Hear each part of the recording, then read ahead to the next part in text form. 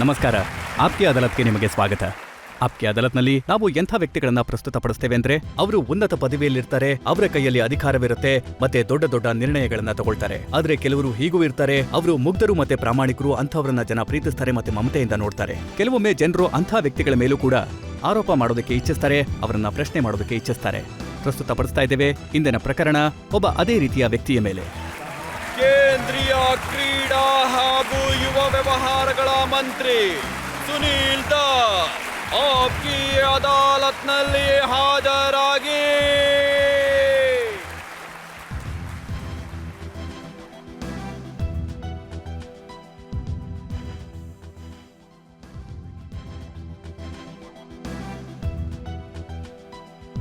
ಆಪ್ಕೆ ಅದಾಲತ್ನಲ್ಲಿ ಇಂದಿನ ಪ್ರಕರಣ ಶುರು ಮಾಡೋದಕ್ಕಿಂತ ಮುಂಚೆ ಇವತ್ತಿನ ಜಡ್ಜ್ ವೈಸಿ ಹಾಲನ್ ಅವರ ಅನುಮತಿ ಪಡೆಯೋಣ ಇವತ್ತಿನ ವಿಚಾರಣೆಯನ್ನ ಶುರು ಮಾಡೋದಕ್ಕೆ. ನ್ಯಾಯಾಲಯದ ವಿಚಾರಣೆ ಶುರುವಾಗಲಿ.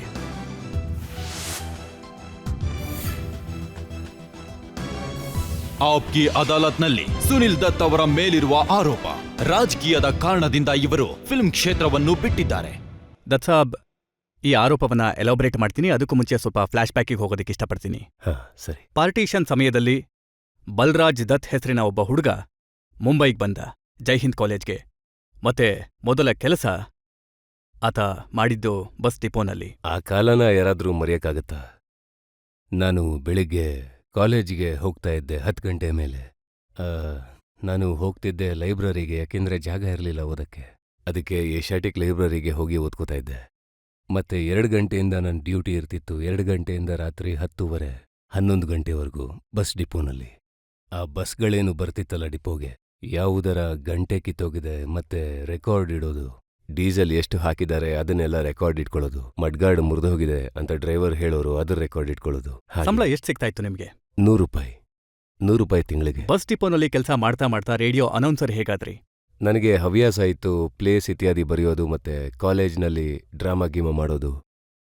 ಒಂದು ಡ್ಯಾನ್ಸ್ ಬ್ಯಾಲೆ ಇತ್ತು, ಅದರ ಕಾಮೆಂಟ್ರಿ ನಮ್ಮ ಪ್ರೊಫೆಸರ್ ಹೇಳಿದ್ರು ನನಗ್ ಮಾಡೋದಕ್ಕೆ ಅಂತ. ಮತ್ತೆ ಅಲ್ಲಿ ಕೆಲವು ಅಡ್ವರ್ಟೈಸಿಂಗ್ ಕಂಪನಿಗಳ ಬಾಸಸ್ ಬಂದಿದ್ರು.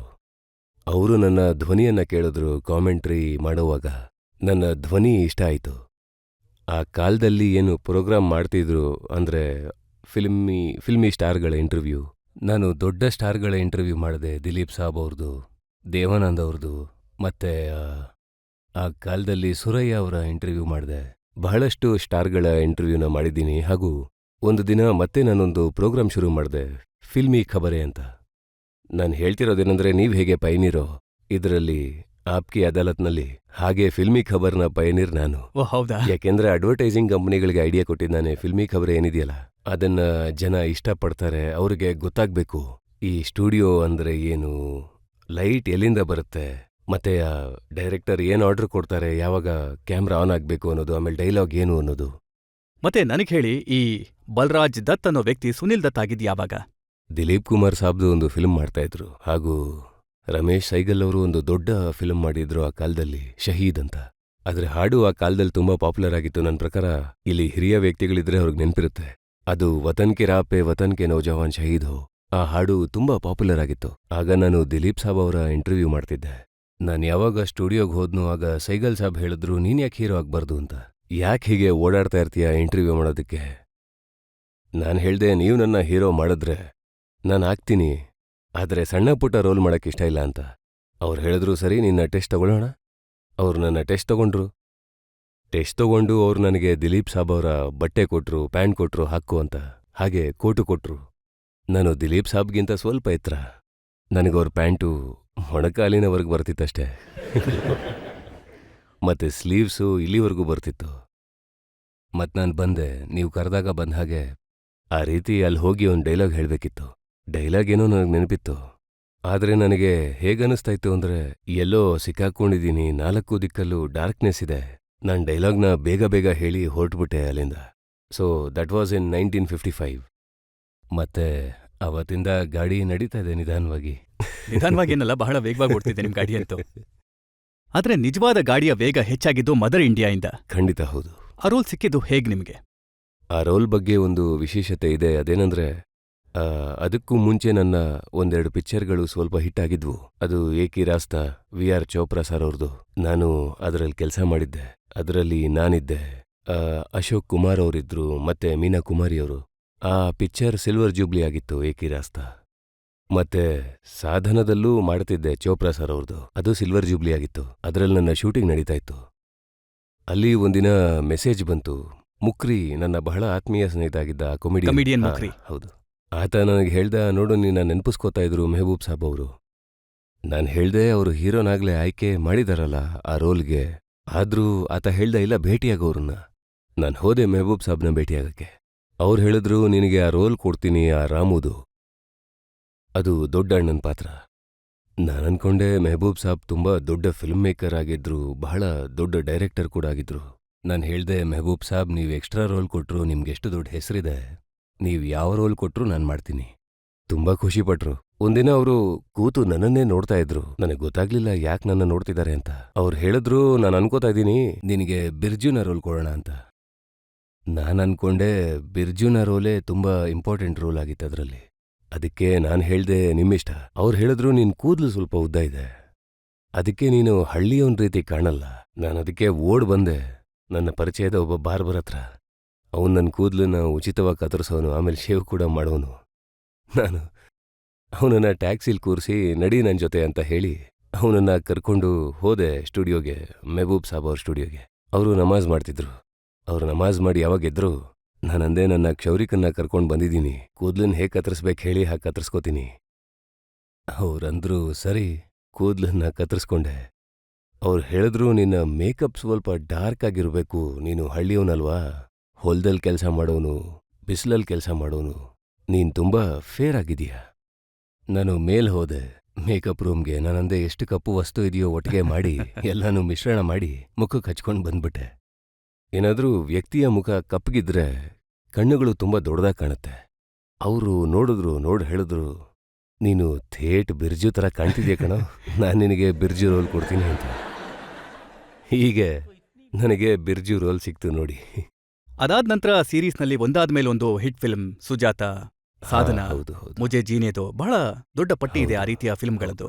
ಈ ಮದರ್ ಇಂಡಿಯಾ ರಿಲೀಸ್ ಆದ ನಂತರ ನನ್ನ ಬಗ್ಗೆ ಇಡೀ ದೇಶದಲ್ಲಿ ಏನಿತ್ತು ಅಂದ್ರೆ, ನನಗಿಂತ ಟಫ್ ವ್ಯಕ್ತಿ ಇನ್ಯಾರೂ ಇಲ್ಲ ಅನ್ನೋ ಹಾಗೆ. ನನಗೆ ಅದೇ ರೀತಿಯ ರೋಲ್ಗಳು ಸಿಗಕ್ ಶುರುವಾಯ್ತು. ಯಾವ ರೀತಿ ಅಂದ್ರೆ, ಹಳ್ಳಿಯ ಕೋಡಂಗಿ, ಹೌದು ನಿಜ, ಪಟ್ಟಣದ ದುಷ್ಟ. ನಾನನ್ಕೊಂಡೆ ನಾನು ದುಷ್ಟನೇ ಆಗ್ಬಿಡ್ತೀನಿ, ತುಂಡನೇ ಆಗ್ಬಿಡ್ತೀನಿ ಅಂತ. ನನಗೆ ಇದೇ ರೀತಿ ರೋಲುಗಳು ಸಿಗ್ತಿದೆ, ಇದರಲ್ಲೇ ಪಾಪ್ಯುಲರ್ ಆಗ್ತಿದ್ದೀನಿ ಅಂತ ನಾನು ಯೋಚಿಸ್ಲಿಲ್ಲ. ಇಲ್ಲ, ನಾನು ಐ ಬಿಲೀವ್ಡ್ ಇನ್ ಎಕ್ಸ್ಪೆರಿಮೆಂಟ್. ಹೇಗೆ ಯಾದೇ ಮಾಡ್ಬಿಟ್ಟೆ, ಒನ್ ಆಕ್ಟರ್ ಮೂವಿ. ಫಿಲ್ಮಲ್ಲಿ ಒಬ್ನೇ ಆಕ್ಟರು ಓಡಾಡ್ತಾ ಇರ್ತಾನೆ. And that got me grand prix from Berlin film festival. ಆ ರೀತಿ ಎಲ್ಲ ಮಾಡ್ತಾ ಇದ್ದೆ ನಾನು. ನಷ್ಟ ಅಂತೂ ಆಗ್ತಿತ್ತು, ದುಡ್ಡೇನು ಹಣ ಬಹಳ ಮಾಡ್ಕೊಂಡಿಲ್ಲ. ನಷ್ಟ ಆಗ್ತಿತ್ತಾ? ತುಂಬಾ ಜಾಸ್ತಿ. ರೇಷ್ಮಾ ಶೇರ ಏನ್ ತೋರಿಸಿದ್ರಲ್ಲ, ಆ? ಅದರಿಂದ ತುಂಬಾ ನಷ್ಟ ಆಯ್ತು. ರೇಷ್ಮಾ ಶೇರ ಬಗ್ಗೆ ನಾವು ಕೇಳ್ಪಟ್ಟಿದ್ವಿ. ಅದರಲ್ಲಿ ಅಮಿತಾಬ್ ಬಚ್ಚನ್ ಅವರನ್ನ ನೀವು ಮೂಗನ್ ಮಾಡಿದ್ರಂತೆ, ಯಾಕಂದ್ರೆ ಅವರ ಧ್ವನಿ ನಿಮ್ಮ ಧ್ವನಿಗಿಂತ ಚೆನ್ನಾಗಿ ಕೇಳಬಾರ್ದು ಅಂತ. ಆ ಸಮಯದಲ್ಲಿ ಅಮಿತಾಬ್ ಬಚ್ಚನ್ ಆಗಿರ್ಲಿಲ್ಲ. ಆತ ನ್ಯೂ ಕಮರ್ ಆಗಿದ್ದ. ಆದ್ರೆ ಧ್ವನಿ ಬಹಳ ಪವರ್ಫುಲ್ ಇತ್ತಲ್ಲ. ಇಲ್ಲ, ಧ್ವನಿ ಆಮೇಲೆ ಪಾಪ್ಯುಲರ್ ಆಗಿದ್ದು, ಆತನ ಪಿಕ್ಚರ್ಗಳು ಪಾಪ್ಯುಲರ್ ಆದ್ಮೇಲೆ. ಅದ್ರಲ್ಲಿ ಆತ ಮೂಗಾಗಿದ್ದ, ತಾನು ಎಕ್ಸ್ಪ್ರೆಸ್ ಮಾಡ್ಕೊಳಕ್ಕಾಗ್ಲಿಲ್ಲ. ಅದರಿಂದ ಆತನಿಗೆ ಸಿಂಪತೀಸ್ ಸಿಕ್ತು. ಆ ಸಿಂಪತೀಸ್ ಕ್ರಿಯೇಟ್ ಮಾಡೋದಕ್ಕೆ ಆ ರೋಲ್ನ ಮಾಡ್ಸಿದ್ ನಾವು. ಆದ್ರೆ ಇದಂತೂ ಗೊತ್ತಿರ್ಲಿಲ್ಲ. ಏನಾದ್ರೂ ನಾವು ಒಂದೊಳ್ಳೆ ಕ್ಯಾರೆಕ್ಟರ್ ಮೇಲೆ ಹೋದ್ರೆ ಕಥೆಯಲ್ಲಿ ಡಿಫ್ರೆಂಟ್ ಕ್ಯಾರೆಕ್ಟರ್ಸ್ ಇರುತ್ತೆ, ವ್ಯಕ್ತಿಗಳು ಡಿಫ್ರೆಂಟ್ ರೋಲ್ಸ್ ಮಾಡ್ತಾರೆ. ಆದ್ರೆ ಈ ಗಾಳಿ ಸುದ್ದಿಗಳು ಏನ್ ಬರ್ತವೆ, ಅದು ಕೆಲವೊಮ್ಮೆ ಅಂತರವನ್ನ ಸೃಷ್ಟಿ ಮಾಡುತ್ತೆ ಇಬ್ರು ಕಲಾವಿದರ ನಡುವೆ. ಇದು ಸರಿಯಲ್ಲ. ನಿಮ್ಮದೇ ಏನಾದ್ರೂ ಅಂತರ ಸೃಷ್ಟಿಯಾಗಿತ್ತಾ? ಇಲ್ಲ, ಏನೂ ಆಗಿಲ್ಲ. ಅಂತರ ಸೃಷ್ಟಿ ಮಾಡೋ ಪ್ರಯತ್ನ ಆಗಿತ್ತು, ಈಗ ನೀವು ಮಾಡ್ತಿರೋ ಹಾಗೆ. ದತ್ಸಾಬ್, ಫಿಲ್ಮ್ಗಳು ನಿಮ್ಮನ್ನ ಬಲ್ರಾಜಿಂದ ಸುನಿಲ್ ದತ್ತನ್ನಾಗಿ ಮಾಡಿದೆ. ಫಿಲ್ಮ್ಗಳು ನಿಮ್ಮನ್ನ ಬೀದಿ ದೀಪದಿಂದ ದೊಡ್ಡ ಬಂಗಲೆಗಳಿಗೆ ಸೇರಿಸಿವೆ. ಜನರ ಪ್ರೀತಿ ಕೊಟ್ಟಿದೆ, ವಿಶ್ವಾಸ ಕೊಟ್ಟಿದೆ, ಸಿನಿಮಾ ಇಷ್ಟೆಲ್ಲ ಕೊಟ್ಟಿದೆ ನಿಮಗೆ. ಆದ್ರೆ ನೀವು ರಾಜಕೀಯಕ್ಕಾಗಿ ಅದೇ ಸಿನಿಮಾನ ಬಿಟ್ಟುಬಿಟ್ರಿ, ಫಿಲ್ಮ್ಗಳನ್ನ ಬಿಟ್ಟುಬಿಟ್ರಿ. ನಾನಂತೂ ಶರಣಾರ್ಥಿಯಾಗಿ ಬಂದಿದ್ದೆ. ನಾನು ಕನ್ಸಲ್ಲೂ ಅನ್ಕೊಂಡಿರ್ಲಿಲ್ಲ ಜನರು ನನ್ನ ಇಷ್ಟು ಪ್ರೀತಿಸ್ತಾರೆ ಅಂತ. ಜನರು ನನ್ನ ಫಿಲ್ಮ್ಗಳನ್ನ ನೋಡಿರ್ಲಿಲ್ಲ ಅಂತಿದ್ರೆ ನಾನು ಇಷ್ಟು ದೊಡ್ಡ ಕಲಾವಿದ ಹೇಗಾಗ್ತಿದ್ದೆ. ಯಾರಿಗೆ ಜನರು ಕಲಾವಿದನ ರೂಪದಲ್ಲಿ ಪ್ರೀತಿ ಕೊಟ್ಟಿದ್ರು, ಅದೇ ಮನುಷ್ಯ ತನ್ನ ಕಲೆಯನ್ನ ಬಿಟ್ಟು ರಾಜಕೀಯದಲ್ಲಿ ಕಲೆಯನ್ನ ತೋರ್ಸೋದಿಕ್ಕೆ ಹೋಗಿದ್ದು ಸರಿನಾ? ಏನಾಯ್ತು ಅಂದ್ರೆ, ನಾನೊಂದು ಫಿಲ್ಮ್ ಮಾಡಿದೆ, ರಾಕಿ ಅಂತ. ರಾಕಿ ಫಿಲ್ಮ್ ಮಾಡಿದೆ. ಅದರಲ್ಲಿ ನಮ್ಮ ಹುಡುಗ ಬಹಳ ಯಶಸ್ವಿ ಆದ. ನಾನು ಅನ್ಕೊಂಡೆ ಒಂದು ಕೋಶದಲ್ಲಿ 2 ಕತೆ ಇರೋದಕ್ಕಾಗಲ್ಲ, ಒಂದು ಸಂಜಯ್ ದತ್ ಇರ್ತಾನೆ, ಇಲ್ಲ ನಾನಿರ್ಬೇಕು. ನಾನು ಅನ್ಕೊಂಡೆ ನಾನು ತುಂಬಾ ನೋಡಾಗಿದೆ, ಗ್ಲಾಮರ್ ಎಲ್ಲ ನೋಡಾಯ್ತು, ಈತ ಅಖಾಡಕ್ಕೆ ಬರಲಿ ಅಂತ. ರಾಜಕೀಯಕ್ಕೆ ಬರಬೇಕು ಅನ್ನೋ ಅವಶ್ಯಕತೆ ಏನಿತ್ತು? ಲೋಕಸಭೆಯ ಎಲೆಕ್ಷನ್ನಲ್ಲಿ ಗೆದ್ದು ಪಾರ್ಲಿಮೆಂಟಿಗೆ ಹೋಗೋ ಆಸಕ್ತಿ ಎಲ್ಲಿಂದ ಬಂತು ನಿಮಗೆ? ಇದನ್ನ ಹೇಳ್ತೀನಿ ನಾನು ನಿಮ್ಗೆ. ಈ ಇಂದಿರಾಜಿ ಅವರ ಅಸಾಸಿನೇಷನ್ ನಂತರ ಐ ವಾಸ್ ಇನ್ ನ್ಯೂಯಾರ್ಕ್. ನಾನು ಆ ಸಮಯದಲ್ಲಿ ನ್ಯೂಯಾರ್ಕಲ್ಲಿದ್ದೆ. ಯಾವಾಗ ನಾನು ಕಂಡೋಲೆನ್ಸ್ ಮೀಟಿಂಗಾಗಿ ಕೌನ್ಸಿಲ್ ಜನರಲ್ ಅವರ ಕಚೇರಿಗೆ ಹೋದ್ವಿ, ಮತ್ತೆ ನಾನು ಹೊರಗೆ ಬಂದಾಗ ಬಹಳಷ್ಟು ನಮ್ಮ ಸರ್ದಾರ್ ಸಹೋದರರು ಅಲ್ಲಿ ಕುಣಿತಿದ್ರು, ಡ್ಯಾನ್ಸ್ ಮಾಡ್ತಿದ್ರು, ಖುಷಿಯಿಂದ ಕೇಕೆ ಹಾಕ್ತಿದ್ರು. ನನಗೆ ತುಂಬಾ ದುಃಖ ಆಯ್ತು. ನಾನು ಇಲ್ಲಿಗೆ ಬಂದೆ, ದೆಹಲಿಗೆ. ಇಲ್ಲಿ ನೋಡ್ದೆ ರಸ್ತೆಗಳಲ್ಲಿ ಟ್ರಕ್ಗಳು ಹೊತ್ತಿ ಉರಿತಿದ್ವು ಮತ್ತು ಗಾಡಿಗಳು ಬೆಂಕಿಗೆ ಆಹುತಿಯಾಗಿದ್ವು. ನಾನ್ ನೋಡ್ದೆ ಪೂರ್ತಿ ದೆಹಲಿ ಹೊತ್ತಿ ಉರಿತಾ ಇತ್ತು.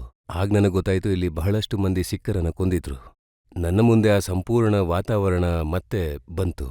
ಅದೇನು ಅಂದ್ರೆ, ಯಾವಾಗ ಹಿಂದೂಸ್ತಾನದ 2 ಭಾಗ ಆಗಿತ್ತೋ ಆ ವಾತಾವರಣ ಈಗ್ಲೂ ಇತ್ತು. ನಾನನ್ಕೊಂಡೆ ಇದು ದೊಡ್ಡ ಸಮಸ್ಯೆಯಾಗತ್ತೆ ನಮ್ಮ ದೇಶಕ್ಕೆ. ಇದೆಲ್ಲ ನನ್ನ ತಲೆಯಲ್ಲಿ ಓಡ್ತಾ ಇತ್ತು. ಅವರ ಫ್ಯೂನರಲ್ ನಂತರ ನನಗೆ ಫೋನ್ ಬಂತು ರಾಜೀವ್ ಅವರಿಂದ. ನೀವು ಎಲೆಕ್ಷನ್ನಲ್ಲಿ ಸ್ಪರ್ಧಿಸ್ತೀರಾ ಅಂತ ಅವ್ರು ನಂಗೆ ಕೇಳಿದ್ರು. ನಾನಂದೆ, ನಾನು ಖಂಡಿತ ಸ್ಪರ್ಧಿಸ್ತೀನಿ ಅಂತ. ಯಾಕೆಂದ್ರೆ ನನ್ನ ಮುಂದೆ ಏನಿತ್ತು ಅಂದ್ರೆ, ನಾನು ನನ್ನ ಕಡೆಯಿಂದ ಏನ್ ಸಹಾಯ ಮಾಡೋಕ್ ಸಾಧ್ಯ ನನ್ನ ದೇಶ ಒಂದಾಗಿರೋದಕ್ಕೆ, ನಾವು ಸೆಕ್ಯುಲರ್ ಆಗಿರೋದಕ್ಕೆ, ಎಲ್ಲಾ ಧರ್ಮದ ಜನರು ಒಟ್ಟಾಗಿರೋದಕ್ಕೆ. ಆಗ ಮಾತ್ರ ದೇಶ ಮುಂದುವರಿಯೋದಕ್ಕೆ ಸಾಧ್ಯ. That was the reason for coming into politics. ಜನರು ಬಹಳಷ್ಟು ಮಂದಿ ನಿಮ್ಮನ್ನ ಪ್ರಶ್ನೆ ಮಾಡಬೇಕು ಅನ್ಕೊಂಡಿದ್ದಾರೆ. ನಿಮ್ಮ ಪ್ರಶ್ನೆ? 84ನಲ್ಲಿ ಏನ್ ರಾಯ್ಟ್ಸ್ ಆಗಿತ್ತೋ ಅಲ್ಲಿ ಬಹಳ ಮಂದಿ ಸಿಖ್ಖರು ಕೊಲ್ಲಲ್ಪಟ್ಟಿದ್ರು. ಆಗ ಕೂಡ ಇದೇ ಪಾರ್ಟಿ ಇತ್ತು ಪವರ್ನಲ್ಲಿ. How did this happen?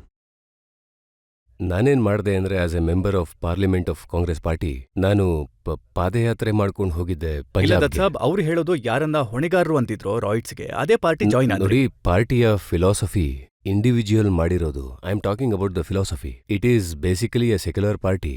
And all that I believe in that secularism, I believe in Gandhian philosophy, and that is why whatever I am doing, I am not doing a wrong thing. ನೀವು ಅವರ principal ನೋಡಿದ್ರೆ ನೀವು ಹಾಗೆ behave ಮಾಡ್ತೀರಾ, ನಾನು ಮಾಡ್ತಿರೋ ಹಾಗೆ. ನನ್ನ ಆರೋಪ ಬೇರೆ ದತ್ ಸಾಬ್. ನನ್ನ ಆರೋಪ ಏನಂದ್ರೆ, ಯಾವ ಫಿಲ್ಮ್ ಇಂಡಸ್ಟ್ರಿ ನಿಮ್ಮನ್ನ ಇಷ್ಟು ದೊಡ್ಡ ವ್ಯಕ್ತಿಯನ್ನಾಗಿ ಮಾಡಿದೆ, ಇಷ್ಟು ಗೌರವ ಮರ್ಯಾದೆಗಳನ್ನ ತಂದುಕೊಟ್ಟಿದೆ. ಫಿಲ್ಮ್ ಇಂಡಸ್ಟ್ರಿ ಅಲ್ಲ, ಜನರು, ಪಬ್ಲಿಕ್ ಫಿಲ್ಮ್ಗಳನ್ನ ನೋಡಿ ಹೆಸರಿರುತ್ತೆ. ನೀವು ಇಲ್ಲಿ ನಿಂತಿದ್ದೀರಾ, ಇಷ್ಟು ಪಾಪ್ಯುಲರ್ ಆಗಿದ್ದೀರಾ ಅಲ್ವಾ, ಇಷ್ಟು ದೊಡ್ಡ ಸ್ಟುಡಿಯೋನ ಮಾಡ್ಕೊಂಡಿದ್ದೀರಾ. ಇದನ್ನ ಪಬ್ಲಿಕ್ ಅಲ್ವಾ ನೋಡೋದು, ಎಲ್ಲವನ್ನ ನೋಡೋದು ಅವರೇ ನೋಡೋದು ನಿಂತ್ಮೇಲೆ.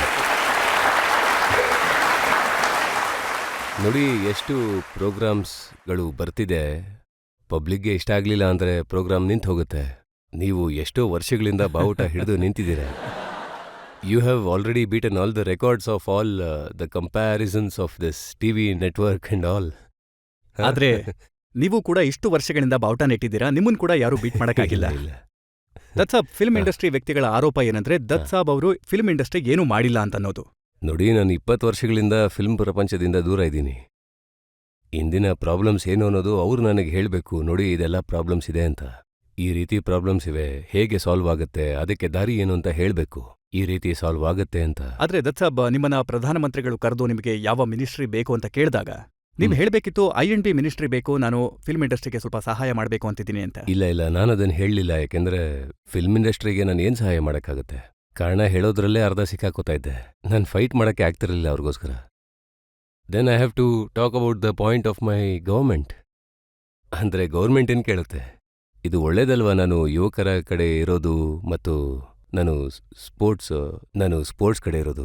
75ರ ವಯಸ್ಸಿನಲ್ಲಿ ಯುವಜನ ಮಂತ್ರಿ. ಯಾಕೆ ಹೀಗೆ ಎಕ್ಸ್ಪೋಸ್ ಮಾಡ್ತಾ ಇದ್ದೀರಾ ಎಲ್ಲರ ಮುಂದೆ? ಯಾಕೆ ಅಂತ ಹೇಳಿ, ಇದು it's hitting below the belt. ನೋಡಿ, ಬಿಲೋ ದ ಬೆಲ್ಟ್ ಹಿಟ್ ಮಾಡೋದು ಸರಿಯಲ್ಲ. ಆದ್ರೆ ಇಲ್ಲಿ ಪಾರ್ಲಿಮೆಂಟಲ್ಲಿ ನಿಮ್ಮ ಪೂರ್ತಿ ವಿವರ ಮುದ್ರಣ ಆಗಿದೆ, ನಿಮ್ಮ ಬಯೋಡೇಟಾ. ಅದರಲ್ಲಿ ನಿಮ್ಮ ವಯಸ್ಸು ಕೂಡ ಬರ್ದಿದೆ. ಅದು ತಪ್ಪಾಗಿ ಬರ್ದಿರ್ಬೋದು. ದತ್ ಸಾಬ್, ನೀವು ರಾಜಕೀಯಕ್ಕೆ ಬಂದು ಏನ್ ಮಾಡಿದ್ರಿ ಅನ್ನೋದ್ರ ಬಗ್ಗೆ ಬಹಳ ಆರೋಪಗಳಿವೆ. ಸುನಿಲ್ ದತ್ ಅವರ ಮೇಲೆ ಜನಗಳ ಪ್ರಶ್ನೆಗಳ ಪಟ್ಟಿ ಬಹಳ ದೊಡ್ಡದಿದೆ. ಪ್ರಕರಣ ಮುಂದುವರಿಯುತ್ತೆ ಬ್ರೇಕ್ನ ನಂತರ.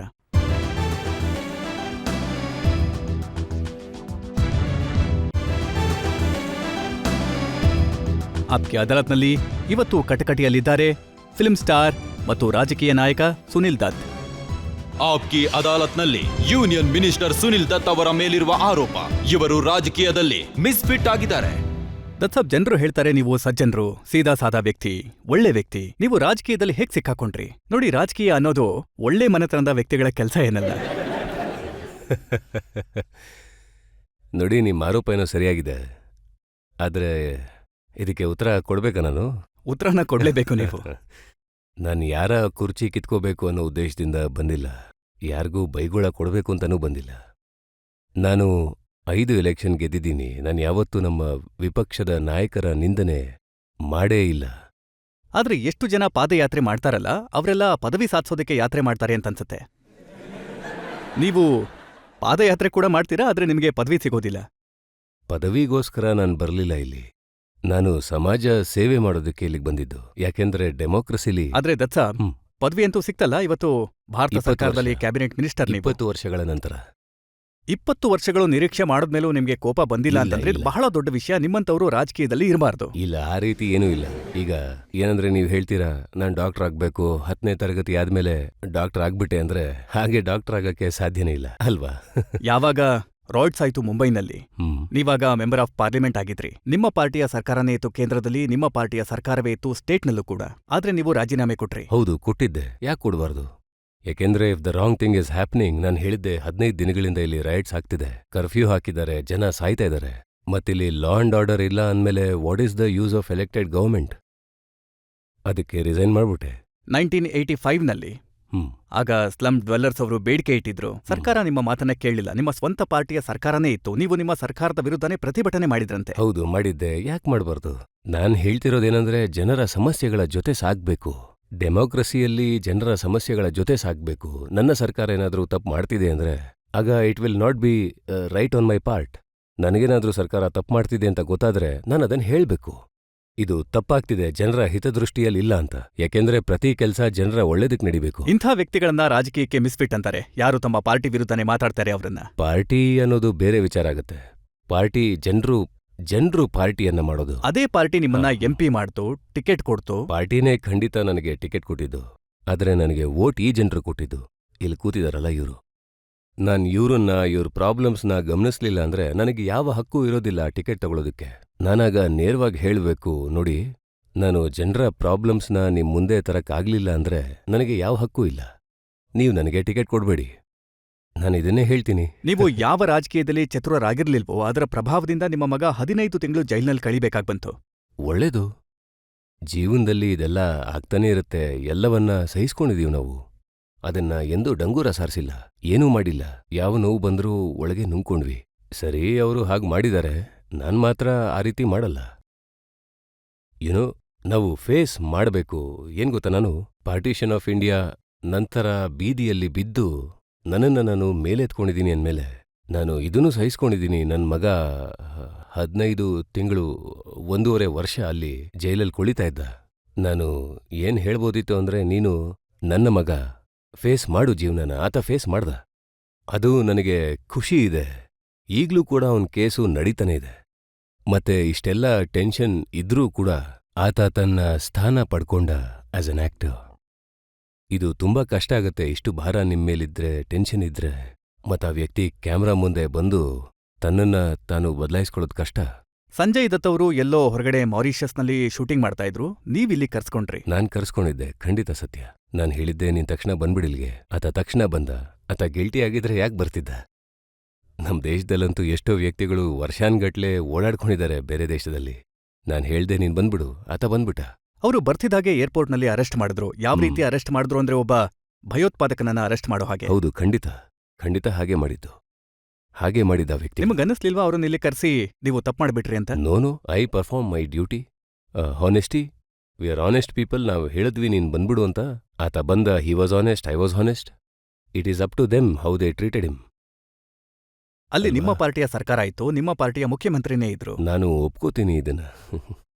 ನಾನಿದನ್ನ ಒಪ್ಕೋತೀನಿ. ಆದ್ರೆ ಅದು ಒಂದು ಒಳ್ಳೆ ಕವಿತೆ ಇದೆಯಲ್ಲ, कि वो अपनी खून न बदलेंगे, हम अपनी वजह क्यों बदलें? सुबह सर बन के क्यों पूछें कि हमसे सरगर्म क्यों? ಸೊ ನಾವು ನಾವೇ, ಅವರು ಅವರೇ. ಹಾಗೆ ನಾವು ನಮ್ಮನ್ಯಾಕೆ ಬದಲಾಯಿಸ್ಬೇಕು? ನಮ್ದೇ ಆದ ಒಂದು ರೀತಿ ಇದೆ, ದಾರಿ ಇದೆ. ನಮ್ ದಾರಿ ಬಿಟ್ಟು ನಡೆಯಲ್ಲ ನಾವು. ಯಾವ ಶರದ್ ಪವಾರ್ ಬಗ್ಗೆ ನೀವು ಇಂಟರ್ವ್ಯೂಗಳಲ್ಲಿ ಹೇಳಿಕೆಗಳನ್ನ ಕೊಟ್ಟಿದ್ದೀರಾ? ಅವರು ತನ್ನ ರಾಜಕೀಯ ಕಾರಣಗಳಿಂದ ಸಂಜಯ್ ದತ್ ಅವ್ರ ಜೊತೆ ಹಾಗೆ ಮಾಡಿದ್ರು. ಕೇಸ್ ಹಾಕಿ ಜೈಲಿಗೆ ಕಳಿಸಿದ್ರು. ಅವರ ಪಾರ್ಟಿಯ ಜೊತೆಗೆ ಸೇರ್ಕೊಂಡು ನಿಮ್ಮ ಪಾರ್ಟಿ ಎಲೆಕ್ಷನ್ಗೆ ಸ್ಪರ್ಧೆ ಮಾಡ್ತಿದೆ ಅಂತ ಗೊತ್ತಾದಾಗ ನಿಮಗೆ ದುಃಖ ಆಗ್ಲಿಲ್ವಾ? ನಾನು ಆ ರೀತಿ ಏನೂ ಹೇಳಿಲ್ಲ. ನಾನಾ ರೀತಿ ಏನೂ ಹೇಳಿಲ್ಲ. ಶರದ್ ಪವಾರ್ ಅವರಿಂದ ಹೀಗಾಯ್ತು ಹಾಗಾಯ್ತು ಅಂತ ಅದನ್ನ ಜನರು ಹೇಳಿರ್ಬೋದು. ನನ್ನ ಬಾಯಿಂದ ಆ ವಾಕ್ಯ ಬರೋದಕ್ಕೆ ಸಾಧ್ಯ ಇಲ್ಲ, ಯಾಕೆಂದ್ರೆ ನಾನು ಆ ರೀತಿ ಯೋಚನೆನೂ ಮಾಡಲ್ಲ. ಇಲ್ಲಿ ಸರ್ಕಾರ ಇತ್ತು ನಮ್ದು, ನನಗ್ ಗೊತ್ತಿತ್ತು. ನಾನು ಏನ್ ಮಾಡ್ತಾ ಇದ್ದೀನೋ ಅದು ಸರ್ಕಾರಕ್ಕೆ ಸರಿ ಅನ್ಸೋದಿಲ್ಲ. ಆದ್ರೂ ನಾನು ಮಾಡ್ದೆ. ನಾವು ನಮ್ಮ ದಾರಿಯನ್ನ ಯಾಕೆ ಬಿಟ್ಕೊಡ್ಬೇಕು? ಆದ್ರೆ ನಾನು ಯಾವತ್ತೂ ಇದನ್ನ ಹೇಳಲಿಲ್ಲ, ಇದನ್ನ ಇವ್ರು ಮಾಡಿದ್ದು ಅವ್ರು ಮಾಡಿದ್ದು ಅಂತ. ಯಾರು ಮಾಡಿದ್ರೋ ಅವರು they were performing their own duty. I was performing my duty as A father. ಈಗ ನೀವು ನನಗೆ ಈ ಪ್ರಶ್ನೆನ ಕೇಳ್ಬೋದು, ನನ್ನ ಡ್ಯೂಟಿ ಆಸ್ ಎ ಫಾದರ್ ಸರಿಯಾಗಿತ್ತೋ ಇಲ್ವೋ ಅಂತ. ಇದಕ್ ಬೇಕಾದ್ರೆ ಉತ್ತರ ಕೊಡ್ತೀನಿ, ಅವ್ರ ಬಗ್ಗೆ ಎಲ್ಲ ಯಾಕೆ ಯೋಚಿಸ್ಬೇಕು? ಈಗ ನಾನು ನಿಮ್ಮನ್ನ ಕೇಳ್ತಾ ಇದ್ದೀನಿ, ನಿಮ್ಮ ಡ್ಯೂಟಿ ಆಸ್ ಎ ಪೊಲಿಟಿಷಿಯನ್ ಸರಿಯಾಗಿದೆಯಾ ಅಥವಾ ಇಲ್ವಾ? ಯಾವುದು? ನೋಡಿ, ಯಾವ್ದಾದ್ರೂ ಪೊಲಿಟಿಕಲ್ ಲೀಡರ್ ಆಗಿರ್ಬೋದು, ಅವರ ಪಾರ್ಟಿಯ ಚೀಫ್ ಮಿನಿಸ್ಟರ್ ಇದ್ದು, ಅವರ ಪಾರ್ಟಿಯ ನಾಯಕ ಅವರ ಸಮಯದಲ್ಲಿ ಆ ರೀತಿ ಕೇಸ್ ಆಗಿದ್ರೆ ಕನಿಷ್ಠ ಪಕ್ಷ ಅವರ ಪಾರ್ಟಿ ಜೊತೆ ಹೋರಾಟ ಮಾಡ್ತಿದ್ರು, ರಾಜೀನಾಮೆ ಕೊಟ್ಟು ಆಚೆ ಬರ್ತಾ ಇದ್ರು. ಯಾಕೆ? ಯಾವ ಕಾರಣಕ್ಕೆ? ಯಾವಾಗ ಇದೆಲ್ಲ ಆಗಿತ್ತು ಸಂಜು ಜೊತೆಗೆ, ನನ್ನ ಮಗನ್ ಜೊತೆಗೆ, ಅಲ್ಲಿ ಕಾಂಗ್ರೆಸ್ಸಿನ ಆಡಳಿತ ಇತ್ತು. Individuals don't matter, it is the party that matters. ಆ ಸಮಯದಲ್ಲಿ ನಾನು ಕಾಂಗ್ರೆಸ್ ಬಿಟ್ಟಿರಲಿಲ್ಲ. ಹಾಗಂದ್ಮೇಲೆ ನಾನು ಆಗ್ಲೇ ಕಾಂಗ್ರೆಸ್ ಬಿಡಬೇಕಿತ್ತು. ನಾನು ಕಾಂಗ್ರೆಸ್ಸಿನ ಇಂಡಿವಿಜುವಲ್ ಜೊತೆಗಿಲ್ಲ, ನಾನು ಕಾಂಗ್ರೆಸ್ಸಿನ ಫಿಲಾಸಫಿ ಜೊತೆಗಿದ್ದೀನಿ. ಹಾಗಾದ್ರೆ ಯಾರದ್ದು ಜವಾಬ್ದಾರಿ ಅಂತೀರಾ ನೀವು? ಆ ಕೇಸ್ ಆಗಿದ್ದು, ಜೈಲ್ನಲ್ಲಿ ಇರ್ಬೇಕಾಗ್ ಬಂದದ್ದು, ಇಲ್ಲಿವರೆಗೂ ಕೇಸ್ ನಡೀತಾ ಇರೋದು ಯಾರ ಕಾರಣ ಅಂತೀರಾ ಇದಕ್ಕೆ? ನನ್ನ ವಿಧಿನೇ ಇದಕ್ಕೆ ಕಾರಣ ಅಂತ ಹೇಳ್ತೀನಿ. ನಮ್ ಜೀವನದಲ್ಲಿ ಹೀಗ್ ಬರ್ದಿತ್ತು ಅನ್ಸುತ್ತೆ, ಈ ರೀತಿ ಆಗ್ಬೇಕು ಅಂತ, ನಮ್ ಜೊತೆ ಈ ರೀತಿ ಆಗ್ಬೇಕು ಅಂತ. ಅದೊಂದು ಗಾದೆ ಮಾತಿದೆಯಲ್ಲ, ಆಗೋದನ್ನ ಯಾರು ತಡೆಯಕ್ ಸಾಧ್ಯ? ಇದು ಆಗ್ಬೇಕಿತ್ತು, ನಾವು ಸಫರ್ ಆಗ್ಬೇಕಿತ್ತು, ನಮ್ ವಿಧಿಯಲ್ಲಿ ಇದು ಬರ್ದಿತ್ತು. ಹೀಗಾಗುತ್ತೆ ನಿನ್ ಜೊತೆ, ನೀನ್ ಸಫರ್ ಆಗ್ತೀಯ, ನಿನ್ ಮಗ ಜೈಲ್ಗೆ ಹೋಗ್ತಾನೆ ಅಂತ. ನಾನ್ ಸಹಿಸ್ಕೊಂಡೆ. ನಾನು ಯಾರ ಮೇಲಾದ್ರೂ ಆರೋಪ ಮಾಡ್ಬೇಕು ಅಂದ್ರೆ ಅದರಿಂದ ನನಗೆ ಸಿಗೋದಾದ್ರೂ ಏನ್ ಸಿಗುತ್ತೆ? ಕನಿಷ್ಠ ಪಕ್ಷ ಜನರಿಗೆ ಸತ್ಯ ಏನು ಅನ್ನೋದು ಗೊತ್ತಾಗತ್ತೆ. ಜನರಿಗೆ ಗೊತ್ತಿದೆ, ಅವ್ರಿಗೆ ಪದೇ ಪದೇ ಹೇಳೋ ಅವಶ್ಯಕತೆ ಏನಿದೆ? They know it very well. ನಾನು ಯಾರು, ನನ್ನ ಧರ್ಮ ಪತ್ನಿಯ ಸೇವಾ ಮನೋಭಾವ ಈ ದೇಶದ ಬಗ್ಗೆ ಎಷ್ಟಿದೆ, ನಾವ್ ಏನೇನ್ ಮಾಡಿದೀವಿ, ಇದೆಲ್ಲ ಗೊತ್ತಿದೆ ಜನರಿಗೆ. ನಾವೇನಾದ್ರೂ ಜೀವನದ ಪೂರ್ತಿ ಹೂವಿನ ಹಾದಿ ಇರುತ್ತೆ ಅನ್ಕೊಂಡ್ರೆ ಮುಳ್ಳೇ ಇರಲ್ಲ. ಮುಳ್ಳು ಬಂದಾಗ ನಡೆಯೋದೇ ಕಷ್ಟ ಆಗ್ಬಿಡುತ್ತಷ್ಟೇ. ಆದ್ರೆ ನಿಮ್ಮ ಜೀವನದಲ್ಲಿ ಎಷ್ಟು ಮುಳ್ಳುಗಳಿವೆ ಅಂದ್ರೆ ಬಹುಶಃ ಯಾರ ಜೀವನದಲ್ಲೂ ಕೂಡ ಅಷ್ಟಿರೋದಿಲ್ಲ ಅನ್ಸತ್ತೆ.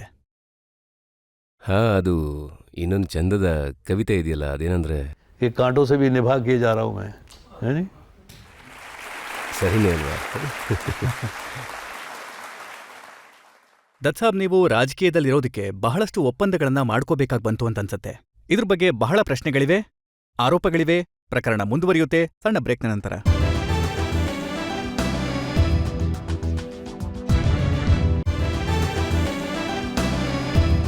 ಆಪ್ಗೆ ಅದಾಲತ್ನಲ್ಲಿ ಇವತ್ತು ನಾವು ಜನರ ಪರವಾಗಿ ಪ್ರಕರಣ ನಡೆಸ್ತಾ ಇದ್ದೇವೆ. ಫಿಲ್ಮ್ ಸ್ಟಾರ್ನಿಂದ ಪೊಲಿಟಿಷಿಯನ್ ಆಗಿರುವ, ಕ್ಯಾಬಿನೆಟ್ ಮಿನಿಸ್ಟರ್ ಆಗಿರುವ ಸುನಿಲ್ ದತ್ ಅವರ ಮೇಲೆ. ಆಪ್ಕಿ ಅದಾಲತ್ನಲ್ಲಿ ಸುನಿಲ್ ದತ್ ಅವರ ಮೇಲಿರುವ ಆರೋಪ, ತನ್ನ ಕುಟುಂಬಕ್ಕಾಗಿ ಇವರು ಸಿದ್ಧಾಂತಗಳ ಜೊತೆಗೆ ಹೊಂದಾಣಿಕೆ ಮಾಡಿಕೊಂಡಿದ್ದಾರೆ. ನಾನು ನಿಮ್ಮ ಮಗಳು ಪ್ರಿಯಾ ದತ್ ಅವರ ಒಂದು ಇಂಟರ್ವ್ಯೂ ಓದ್ತಾ ಇದ್ದೆ. ಅದರಲ್ಲಿ ಅವ್ರು ಹೇಳಿದ್ದಾರೆ ಏನಂದ್ರೆ, ಬಾಲ್ಯದಲ್ಲಿ ನೀವು ತುಂಬಾ ಸ್ಟ್ರಿಕ್ಟ್ ಫಾದರ್ ಆಗಿದ್ರಂತೆ. ಸನ್ಸೆಟ್ ಆಗ್ತಾ ಇದ್ದ ಹಾಗೆ ಮಕ್ಕಳು ಮನೆಗೆ ಬರ್ಬೇಕಿತ್ತಂತೆ. ಟಿವಿ ಒಂದು ಲಾಂಚಲ್ಲಿ ಹಾಕಿದ್ರಂತೆ, ಅದನ್ನ ಲಿಮಿಟೆಡ್ ಟೈಮ್ ಮಾತ್ರ ನೋಡ್ಬೇಕಿತ್ತಂತೆ. ನಾನೇನ್ ಬಯಸ್ತೀನಿ ಅಂದ್ರೆ ಪ್ರತಿ ಮನೇಲೂ ಹೀಗೆ ಆಗ್ಲಿ. ಏಕೆಂದ್ರೆ ಮಕ್ಕಳಿಗೆ ಅನ್ನಿಸ್ಬಾರ್ದು ಅವರು ಶ್ರೀಮಂತ ತಂದೆ ತಾಯಿಯ ಮಕ್ಕಳು ಅಂತ. ಅವ್ರ ರೂಮಲ್ಲೊಂದು ಟಿವಿ, ಆಚೆ ಒಂದು ಟಿವಿ ಇರಬಾರ್ದು. ಮತ್ತೆ ವಿಶೇಷವಾಗಿ ನಾನು ಹೇಳೋದೇನಂದ್ರೆ, ಮಕ್ಕಳು ಸಂಜೆ ಮನೆಗೆ ಬಂದ್ರೆ ತುಂಬಾ ಒಳ್ಳೆ ಮನಸ್ಥಿತಿ, ವಾತಾವರಣ ಇರುತ್ತೆ. ಆದ್ರೆ ನಿಮ್ಗನ್ಸಲ್ವಾ ಎಲ್ಲೋ ಮಗನ್ನ ಬೆಳೆಸೋದ್ರಲ್ಲಿ ಏನೋ ಕಡಿಮೆ ಮಾಡಿದ್ದೀನಿ ಅಂತ? ಹೆಣ್ಮಕ್ಳು ಹೆಚ್ಚು ವಿಧೇಯ ಆಗಿರ್ತಾರೆ, ಗಂಡ್ಮಕ್ಳು ಅಗ್ರೆಸಿವ್ ಆಗಿರ್ತಾರೆ. ನಾವು ಒಂದಿನ ಅವನನ್ನ ಹಿಡಿದ್ವಿ, ಯಾಕೆಂದ್ರೆ ನನ್ನನ್ನ ನೋಡಕ್ಕೆ ಕೆಲವರು ಬರ್ತಿದ್ರು, ಪ್ರೊಡ್ಯೂಸರ್ಸ್ ಹಾಗೆ ಇನ್ನೂ ಕೆಲವು ವ್ಯಕ್ತಿಗಳು ಬರೋರು. ಅವರು ತುಂಬಾ ಪ್ಯಾಂಪರ್ ಮಾಡ್ತಿದ್ರು ಅವನ್ನ. ಈತ ಸಂಜಯ್ ದತ್, ಸುನಿಲ್ ದತ್ ಅವರ ಮಗ ಅಂತ. ಬಂದವರು ತುಂಬಾ ಸಲ ನನ್ನ ಡ್ರಾಯಿಂಗ್ ರೂಮಲ್ಲಿ ಸಿಗರೆಟ್ನ ಸೇತ್ತಾ ಇದ್ರು, ಆಮೇಲೆ ಡ್ರಾಯಿಂಗ್ ರೂಮ್ ಹೊರಗೆ ಬಿಸಾಕ್ತಿದ್ರು. ಒಂದಿನ ನೋಡದೆ ಹೊರಗೆ ಗಾರ್ಡನ್ನಲ್ಲಿ ಹೀಗೆ ಮಲಗಿದ್ರೆ ಕೆಳಗಿಂದ ಹೊಗೆ ಬರ್ತಿದೆ. ನಾನು ಅನ್ಕೊಂಡೆ, ಅಯ್ಯೋ ಏನಿದು? ಅವನನ್ನ ನಿಲ್ಸಿ ನೋಡಿದಾಗ ನನಗೆ ಗೊತ್ತಾಯ್ತು, ಅವನು ಸಿಗರೆಟ್ ಸೇತ್ತಾ ಇದ್ದ. ಅವನ ಬೆರಳಲ್ಲಿ ಸಿಗರೆಟ್ ಇತ್ತು. ಆಗ ನಾನು ನನ್ನ ಹೆಂಡತಿ ಮಿಸಸ್ ದತ್ ಹತ್ರ ಹೇಳ್ದೆ, ಇದು ತುಂಬಾ ಸಮಸ್ಯೆ ಆಗುತ್ತೆ, ಈ ಫಿಲ್ಮ್ನ ವ್ಯಕ್ತಿಗಳೇನು ಬರ್ತಾರಲ್ಲ ಅವರು ಹಾಳು ಮಾಡ್ತಾರೆ ಇವನ್ನ. ಆಗ ನಾವು ಡಿಸೈಡ್ ಮಾಡಿದ್ವಿ ಇವನ್ನ ಸನಾವರ್ಗೆ ಕಳ್ಸೋಣ ಅಂತ. ನಾವು ಅವನ್ನ ಸನವರೆಗೆ ಕಳ್ಸಿದ್ವಿ ಬೋರ್ಡಿಂಗ್ ಸ್ಕೂಲ್ಗೆ ಬೋರ್ಡಿಂಗ್ ಸ್ಕೂಲ್ಗೆ. ಡ್ರಗ್ಸ್ ಅನ್ನ ತಗೊಳ್ಳೋದಕ್ಕೆ ಶುರು ಮಾಡಿದ್ರು. ಬಹಳ ಗಂಭೀರವಾದ ಸಮಸ್ಯೆ ಆಗಿತ್ತು. ಐ ಹ್ಯಾವ್ ಎ ಫೀಲಿಂಗ್ ಈ ಎಲ್ಲ ಸಮಸ್ಯೆ ಏನಾಗಿದೆ ಅವನಿಗೆ, ಇದೆಲ್ಲ ಆಗಿದ್ದು ಅವನು ತಾಯಿಗೆ ತುಂಬಾ ಹತ್ರವಾಗಿದ್ದ. ತಾಯಿ ಕೂಡ ಆತನಿಗೆ ಹತ್ರವಾಗಿದ್ರು. ಆತನಿಂದ ಆಕೆಯ ಡೆತ್ನ ಸಹಿಸ್ಕೊಳಕ್ಕಾಗ್ಲಿಲ್ಲ. ಯಾಕೆಂದ್ರೆ ನೋಡಿ, ಎಂಥ ವಿಡಂಬನೆ ಅಂದ್ರೆ, ನಾವು ಅವ್ರನ್ನ ಅಮೆರಿಕದಿಂದ ವಾಪಸ್ ಕರ್ಕೊಂಡು ಬಂದಿದ್ವಿ. ಬ್ರಿಡ್ಜ್ ಕ್ಯಾಂಡಿ ಮತ್ತೆ ಹುಷಾರ್ ತಪ್ಪಿದ್ರು. ಆಗ ಬ್ರಿಡ್ಜ್ ಕ್ಯಾಂಡಿಯಲ್ಲೇ ಇದ್ರು. ಮತ್ತೆ ನನಗೆ ನೆನಪಿದೆ, 7th ಮೇ 1981ನಲ್ಲಿ ಸಂಜು ಪಿಕ್ಚರ್ ರಿಲೀಸ್ ಆಗ್ತಿತ್ತು. ರಾಕಿ ಮೊದಲನೇ ಫಿಲ್ಮ್ ಹೌದು, ನೀವೇ ರಾಕಿ ಮಾಡಿದ್ದು. ಮೊದಲನೇ ಫಿಲ್ಮ್.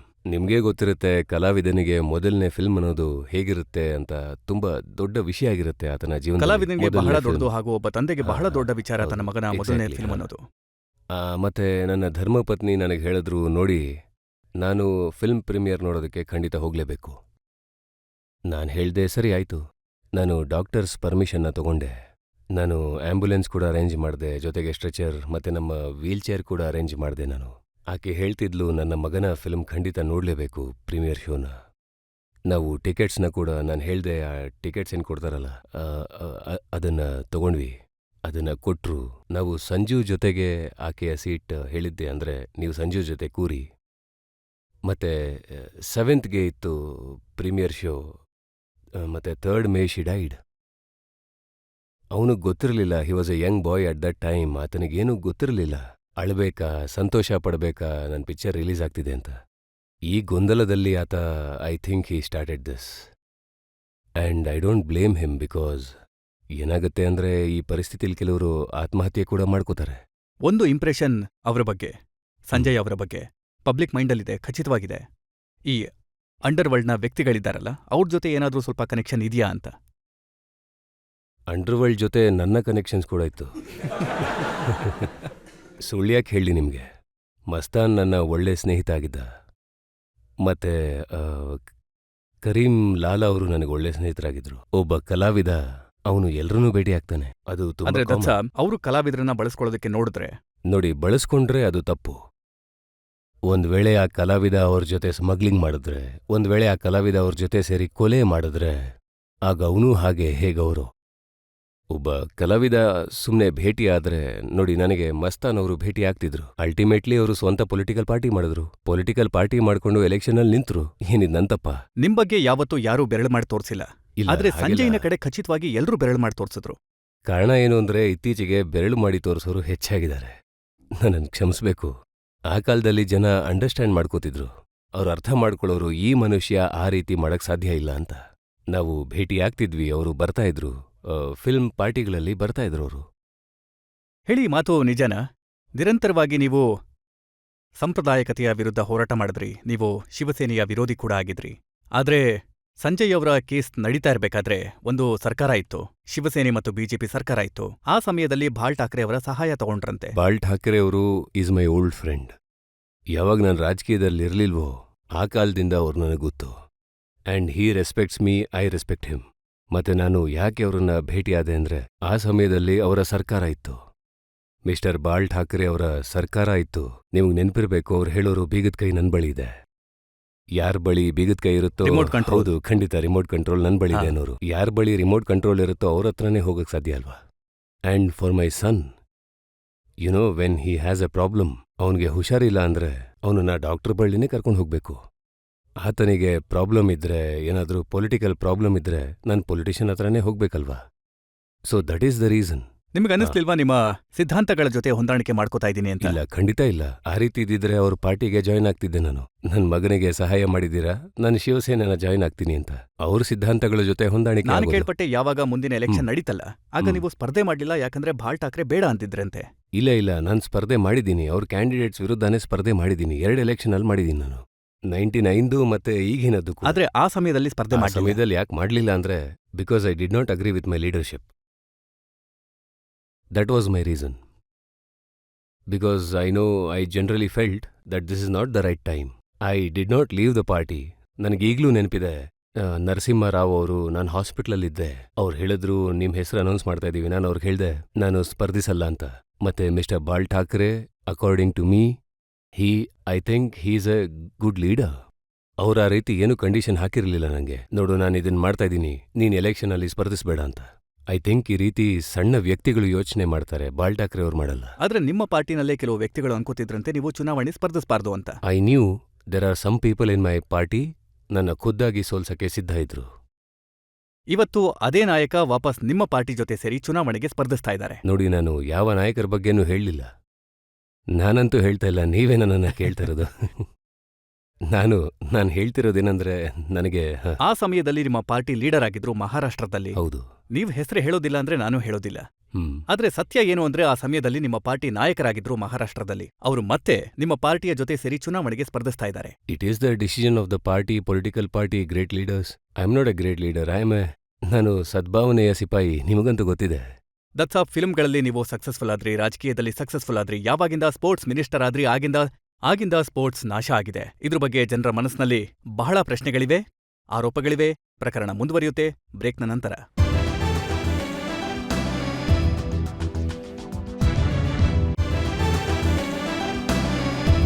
ಆಪ್ಕಿ ಅದಾಲತ್ನಲ್ಲಿ ಇವತ್ತು ಪ್ರಶ್ನೆಗಳು ಹಾಗೂ ಆರೋಪಗಳ ಮಧ್ಯೆ ಇದ್ದಾರೆ ಸ್ಪೋರ್ಟ್ಸ್ ಮಿನಿಸ್ಟರ್ ಸುನಿಲ್ ದತ್. ಆಪ್ಕಿ ಅದಾಲತ್ನಲ್ಲಿ ಸ್ಪೋರ್ಟ್ಸ್ ಮಿನಿಸ್ಟರ್ ಸುನಿಲ್ ದತ್ ಅವರ ಮೇಲಿರುವ ಆರೋಪ. ಇವರ ಆಡಳಿತಾವಧಿಯಲ್ಲಿ ಕ್ರೀಡಾ ಕ್ಷೇತ್ರ ದುಸ್ಥಿತಿಯಲ್ಲಿದೆ. ದತ್ ಸಾಬ್, ನೀವು ಯಾವತ್ತೂ ಸ್ಪೋರ್ಟ್ಸ್ ಮಿನಿಸ್ಟರ್ ಆದ್ರಿ, ಆಗ ಹೇಳಿದ್ರಿ ಎಲ್ಲರ ವಿಚಾರಣೆ ಮಾಡ್ತೀನಿ, ಸಂಪೂರ್ಣ ಫೆಡರೇಷನ್ನ ಲೆಕ್ಕ ಸರಿ ಮಾಡ್ತೀನಿ, ಅವರನ್ನ ಸರಿಯಾದ ದಾರಿಗೆ ತರ್ತೀನಿ. ಆದ್ರೆ 3 ತಿಂಗಳ ನಂತರ ನೀವು ಬದಲಾಗಿ ಹೀಗೆ ಹೇಳ್ತಾ ಇದ್ದೀರಾ, ಎಲ್ಲಾ ಫೆಡರೇಷನ್ ಏನಿವೆ ಅವು ಆಟೋನಮಸ್ ಬಾಡಿಗಳಾಗಿವೆ, ನೀವೇನು ಮಾಡಕ್ಕಾಗೋದಿಲ್ಲ ಅಂತ. ಅವು ಆಟೋನಮಸ್ ಆಗಿವೆ, ಅದನ್ನು ಒಪ್ಕೊಳ್ಳೇಬೇಕು. ನಾನವ್ರನ್ನ ಭೇಟಿ ಆಗ್ತಿದ್ದೀನಿ. ನಾನು ತುಂಬಾ ಫೆಡರೇಷನ್ಗಳ ಚೀಫ್ಗಳ ಜೊತೆ ಭೇಟಿ ಆಗಿದ್ದೀನಿ. ನಾನು ಅವರಿಂದ ಫೀಡ್ಬ್ಯಾಕ್ ತಗೋತಾ ಇದ್ದೀನಿ. ಯಾಕೆಂದ್ರೆ 15-20 ವರ್ಷಗಳಿಂದ 30 ವರ್ಷಗಳಿಂದ ಏನು ಫೆಡರೇಷನ್ಗಳು ಪ್ರಾರಂಭ ಆಗಿವೆ, ಒಂದೇ ಸಲ ಅವ್ರ ಮನಸ್ಥಿತಿ ಬದಲಾಯಿಸೋದು ಕಷ್ಟ ಆಗತ್ತೆ ಡೆಮೋಕ್ರಸಿನಲ್ಲಿ. ಯಾಕೆಂದ್ರೆ ನಾನು ಡಿಕ್ಟೇಟರ್ ಅಂತೂ ಅಲ್ಲ. ಹೇಳೋಕೆ ನಥಿಂಗ್ ಡೂಯಿಂಗ್, ನಡೀರಿ ನಿಮ್ ಕತೆ ಮುಗಿದು ನಾನು ಹೊಸ ಸೃಷ್ಟಿ ಮಾಡ್ತೀನಿ. ಆಮೇಲೆ ನೀವೇ ಹೇಳ್ತೀರಾ ಸುನಿಲ್ ದತ್ ಡಿಕ್ಟೇಟರ್ ಆಗಿದ್ದಾರೆ ಅಂತ. ಒಂದು ವೇಳೆ ಇವರಿಗೋಸ್ಕರ ಡಿಕ್ಟೇಟರ್ ಆದ್ರೂ ಕೂಡ ಜನರು ಬಹಳ ಖುಷಿ ಪಡ್ತಾರೆ. ಒಳ್ಳೇದು ಬಿಡಿ. ಎಷ್ಟು ಸ್ಪೋರ್ಟ್ಸ್ ಫೆಡರೇಷನ್ಗಳಿದಾವೋ ಅವೆಲ್ಲವೂ ದೊಡ್ಡ ದೊಡ್ಡ ಪೊಲಿಟಿಕಲ್ ಲೀಡರ್ಗಳ ಕೈಯಲ್ಲಿದ್ದಾವೆ. ಪ್ರಿಯರಂಜನ್ ರಾಜ್ ಮುನ್ಷಿ 10 ವರ್ಷಗಳಿಂದ ಫುಟ್ಬಾಲ್ ಫೆಡರೇಷನ್ನ ಚೇರ್ಮನ್ ಆಗಿದ್ದಾರೆ. ನಿಮ್ಮದೇ ಕಾಂಗ್ರೆಸ್ ಪಾರ್ಟಿಯ ನಾಯಕರು, ಕ್ಯಾಬಿನೆಟ್ ಮಿನಿಸ್ಟರ್ ಕೂಡ ಹೌದು. ಆದ್ರೆ ಫುಟ್ಬಾಲ್ನಲ್ಲಿ ನಮ್ಮ ದೇಶ 143ನೇ ರ್ಯಾಂಕಿಂಗ್ನಲ್ಲಿದೆ. ಹೌದು. ವಿಜಯ್ ಕುಮಾರ್ ಮಲ್ಹೋತ್ರಾ ಬಿಜೆಪಿಯ ಬಹಳ ದೊಡ್ಡ ಲೀಡರ್ ಆಗಿದ್ದಾರೆ. ಆರ್ಚರಿನಲ್ಲೂ ಕೂಡ ಲೀಡರ್ ಆಗಿದ್ದಾರೆ. ಇಲ್ಲಿ ತನಕ ನಮ್ಮ ಒಂದು ಬಾಣ ಕೂಡ ಗುರಿ ಮುಟ್ಟಿಲ್ಲ. ಜಗದೀಶ್ ಟೈಟ್ಲರ್ ಏನಿದ್ದಾರೆ, ಅವರು ಜೂಡೋ ಫೆಡರೇಷನ್ಗೆ ಅಧ್ಯಕ್ಷರಾಗಿದ್ದಾರೆ. ಸುರೇಶ್ ಕಲ್ಮಾಡಿ ಏನಿದ್ದಾರೆ, ಅವರು ಒಲಿಂಪಿಕ್ ಅಸೋಸಿಯೇಷನ್ ಅಧ್ಯಕ್ಷರಾಗಿದ್ದಾರೆ. ಅಥ್ಲೆಟಿಕ್ಸ್ಗೂ ಕೂಡ ಅವರೇ ಅಧ್ಯಕ್ಷರು. ಯಾವ ಸ್ಪೋರ್ಟ್ಸ್ ಫೆಡರೇಷನ್ ಬೇಕಾದ್ರೂ ನೀವು ನೋಡಿ, ಅದರ ಲೀಡರ್ಶಿಪ್ನಲ್ಲಿ ಕೂತಿರೋರು ಪೊಲಿಟಿಷಿಯನ್ನೇ ಆಗಿರ್ತಾರೆ. ನನಗೆ ಒಂದು ಉಪಕಾರ ಯಾಕೆ ಮಾಡಬಾರ್ದು ನೀವು? ಒಂದ್ ಕೆಲಸ ಮಾಡಿ, ಎಲ್ಲಾ ನಾಯಕರನ್ನ ಇಲ್ಲಿಗೆ ಕರೆಸ್ಬಿಡಿ, ಆ ಮಹಾರಥಿಗಳನ್ನ, ಅವ್ರನ್ನ ಇಂಟರ್ವ್ಯೂ ಮಾಡಿ. ಅವರೆಲ್ಲರೂ ಎಷ್ಟು ನಯವಾದ ಮಡಿಕೆಗಳು ಅಂದ್ರೆ ದತ್ ಸಾಬ್, ಅವ್ರ ಮೇಲೆ ಯಾವ ಪ್ರಭಾವನೂ ಆಗಿಲ್ಲ. ಇಲ್ಲ, ಹಾಗೇನಿಲ್ಲ. ನೀವು ಆ ಮಡಿಕೆಗಳಿಂದಾನೇ ನೀರು ತೆಗೆಸ್ತೀರಾ, ನನಗೆ ಗೊತ್ತಿದೆ ಅದು.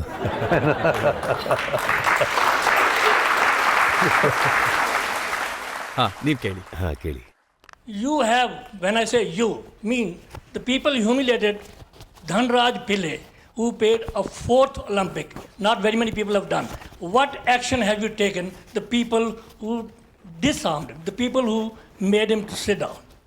ಈ ಮಾತು ಸರಿಯಾಗಿದೆ ದತ್ ಸಾಬ್. ಯಾವಾಗ ಜನರು ಧನ್ರಾಜ್ ಪಿಳ್ಳೈ ಅವರು ಅಳೋದನ್ನ ನೋಡ್ತಾರೆ, ಮನ್ಸಿಗೆ ಬಹಳ ನೋವಾಗುತ್ತೆ. ಆಗನ್ಸುತ್ತೆ ನಿಮ್ಮಂತ ವ್ಯಕ್ತಿಗಳವರಿಗೆ ಕನಿಷ್ಠ ಪಕ್ಷ ಏನಾದ್ರೂ ಮಾಡ್ಲಿ ಅಂತ. I hate myself, when any athlete being humiliated. If I had this feeling of an athlete being humiliated, I will never go to a village. When I went over there, the village, I met each and every athlete over there. I was sitting on the ground and watching the match of this and Leander and Bhupati. When they were playing over there, the first match, I was sitting on the floor. ಆದ್ರೆ ದತ್ ಸಾಬ್, ನಾನು reports ಏನ್ ಓದಿದ್ದೀನಿ, ಅದರಿಂದ ಗೊತ್ತಾಯ್ತು ನಿಮ್ಗೂ ಕೂಡ humiliate ಮಾಡಿದ್ರಂತೆ. ನಿಮ್ಗೂ ಕೂಡ ಉಳ್ಕೊಳ್ಳೋದಕ್ಕೆ ಜಾಗನ ಮೇನ್ ಕಾಂಪ್ಲೆಕ್ಸ್ ಇಂದ ಬಹಳ ದೂರ ಯಾವುದೋ ಹೋಟೆಲ್ನಲ್ಲಿ ಕೊಟ್ಟಿದ್ರಂತೆ. No, that is a different matter altogether. I don't have any complexes. That's why I did not. ಆದ್ರೆ ಇದು ಸತ್ಯನಾ ಅಲ್ವಾ? ಇಲ್ಲ, I was staying in a different hotel altogether. I was not there. ಆಟಗಾರರು ಏನಲ್ಲಿಗೆ ಹೋಗಿದ್ರು, ಅವ್ರು ಹೇಳಿದ್ರು ಮೊದಲ ಸಲ ಒಬ್ಬ ಮಿನಿಸ್ಟರ್ ಆಟಗಾರನ ಕರೆಸ್ಕೊಂಡು ಅವ್ರ ಜೊತೆಗೆ ಫೋಟೋನ ತೆಗೆಸ್ಕೊತಾ ಇದ್ರು.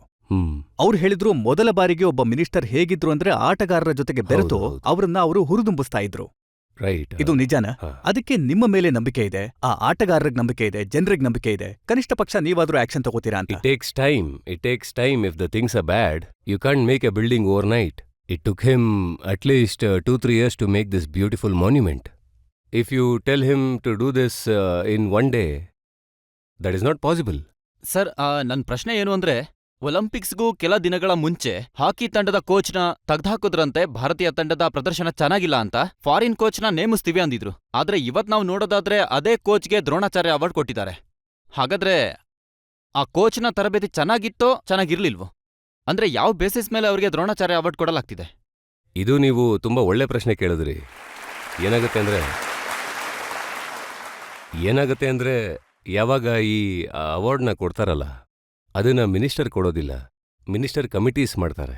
As a minister in a democracy I can't tell them. ಏನಾದರೂ ನನ್ನ ನಿರ್ಧಾರ ಆಗಿದ್ರೆ ನನ್ನ ಕಮಿಟಿ ಮಾಡ್ತಾನೆ ಇರಲಿಲ್ಲ. If I form a committee, it is the committee's responsibility ಯಾರನ್ನ ಆಯ್ಕೆ ಮಾಡಬೇಕು ಮಾಡಬಾರ್ದು ಅನ್ನೋದು. And according to me, if you ask me, that was a wrong selection from my side. Dutt sahab, ನೀವು ಹೀಗೆ ಹೆಲ್ಪ್ಲೆಸ್ ರೀತಿ ಕಾಣಿಸ್ಕೊಂಡ್ರೆ ಹಾ, ಜನರಿಗೆ ಬಹಳ ತೊಂದರೆ ಆಗತ್ತೆ. ಇಲ್ಲ, ನಾನು ಹೆಲ್ಪ್ಲೆಸ್ ಅಲ್ಲ. ನೋಡಿ, there is always a logic about it. ನೋಡಿ, ಏನಾಗುತ್ತೆ ಅಂದ್ರೆ, ಈ ವಿಷಯವನ್ನ ನಾವು ಎರಡು ರೀತಿನಲ್ಲಿ ನೋಡ್ಬೋದು. ಒಂದು, ನಾನು ಹೇಳಿದ್ದೇ ಸರಿ ಅಂತ ನಾನು ಹೇಳೋದು. ಏನಂದ್ರೆ, ಇತ್ತೀಚೆಗೆ ಈ ಅರ್ಜುನ ಅವಾರ್ಡ್ ಆಯ್ತಲ್ಲ, ಅದ್ರಲ್ಲಿ ನಂದೇನೂ ಇಲ್ಲ. ನಾವು ಕಮಿಟಿ ಮಾಡಿದ್ವಿ. ಕಮಿಟಿನಲ್ಲಿ ನಿಮಗೆ ಗೊತ್ತಿದೆ, ಕಮಿಟಿನಲ್ಲಿ ನಾವು ಇಂಟರ್ಫಿಯರ್ ಆದ್ರೆ ಆಗ ಮೊದಲನೇ ತಪ್ಪು ಇಲ್ಲ ನಮ್ದೇ ದತ್ ಸಾಬ್, ಆಗುತ್ತೆ. ನೀವು ಕನಿಷ್ಠ ಪಕ್ಷ ಹಾ. ನೀವು ಸ್ಪೋರ್ಟ್ಸ್ ಪಾಲಿಸೀಸ್ ಹೇಗ್ ಮಾಡ್ಬೇಕು ಅಂದ್ರೆ, ಹಾ. ಅದರಲ್ಲಿ ಕೋಚ್ಗಳ ಸೆಲೆಕ್ಷನ್ ಸರಿಯಾಗಿ ಆಗ್ಬೇಕು, ಅದರಲ್ಲಿ ಆಟಗಾರರಿಗೆ ಸರಿಯಾದ ಫೆಸಿಲಿಟಿ ಸಿಗ್ಬೇಕು, ಅದರಲ್ಲಿ ಅವಾರ್ಡ್ಸ್ ನಿರ್ಧಾರ ಸರಿಯಾಗಬೇಕು. ಏನಾದ್ರೂ ನೀವು ಅದರ ಪಾಲಿಸೀಸ್ ಬದಲಾವಣೆ ಮಾಡಿದ್ರೆ ಆಗ ಯಾವ ಕಮಿಟಿ ಏನೂ ಮಾಡಕ್ಕಾಗಲ್ಲ. ಇಲ್ಲ, ನೋಡಿ, ಬೇಸಿಕ್ ನೋಡಿ ಏನಾಗುತ್ತೆ ಅಂದ್ರೆ, ಕೋಚ್ ಸೆಲೆಕ್ಷನ್ ನನ್ನ ನಿರ್ಧಾರ ಆಗಿರಲ್ಲ. Because I am not an expert on A game, I am A minister. ಇವತ್ತು ಯಾರಾದ್ರೂ ಮಿನಿಸ್ಟರ್ ಆದವರು ಹೀಗೆ ಹೇಳಿದ್ರೆ, ನೋಡಿ, ನನಗೆ ಬಾಕ್ಸಿಂಗ್ ಬಗ್ಗೆ ಗೊತ್ತಿದೆ, ಒಳ್ಳೆ ಕೋಚ್ ಯಾರು ಅಂತ ಗೊತ್ತು ಅಂದ್ರೆ, it will be wrong as A part of minister. If I am a boxer myself, ಆಗ್ಲೇ ನನಗೆ ಗೊತ್ತಾಗೋದು.